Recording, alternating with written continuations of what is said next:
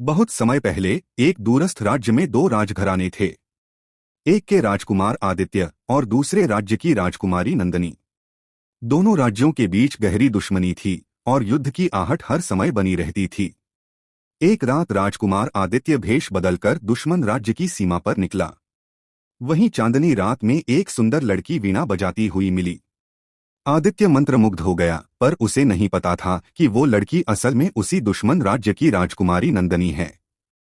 दोनों बिना एक दूसरे की असली पहचान जाने चोरी चोरी मिलने लगे। पलकों की झपक में उनके बीच एक अटूट मोहब्बत पनपने लगी। कुछ महीनों बाद दोनों को अपने अपने परिवार से सच पता चला।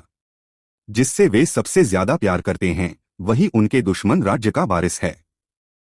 दोनों सदमे में थे। राज्य की दीवारें, तलवारों की खनक और दुश्मनी की आग उनके प्रेम पर भारी पड़ने लगा। युद्ध की तैयारियां शुरू हो गईं। पर प्रेमियों ने चुपके से एक दूसरे से वादा किया, अगर ये युद्ध हुआ तो हम तलवारों के बीच भी एक दूसरे का साथ नहीं छोड़ेंगे। रात के अंधेरे में महल की दीवारों के बीच दोनों ने गुप्त रूप से मिलकर भागने का निर्णय लिया। युद्ध का बिगुल बजा। दोनों सेनाएं आमने सामने थीं। राजकुमार आदित्य घोड़े पर तलवार उठाए खड़ा था और सामने से आने वाली सेना का नेतृत्व राजकुमारी नंदनी कर रही थी। सब हैरान थे। दुश्मन की सेना का नेतृत्व कोई लड़की कैसे कर रही है? पर किसी को ये नहीं पता था कि ये वही प्रिंसेस थी जो राजकुमार के दिल की धड़कन थी।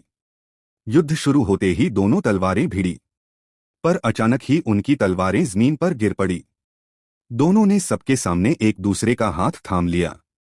लेकिन तभी तीर की एक बौछार हुई। धुआं और चीखें गूंज उठीं। दोनों एक साथ जमीन पर गिर पड़े। धुआं छंटते ही मैदान में दोनों की लाशें नहीं मिलीं।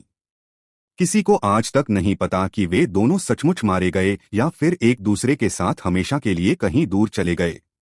लोग आज भी कहते हैं, जब कभी पूर्णिमा की रात आती है तो उस सीमा की झील के किनारे वीणा की धुन सुनाई देती है और चांदनी में दो परछाइयां हाथों में हाथ डाले दिखाई देती हैं। ऐसी ही रोचक और रहस्यमयी कथाओं के लिए हमारे चैनल को सब्सक्राइब करें और बेल आइकन दबाएं ताकि आप कोई भी अपडेट मिस न करें।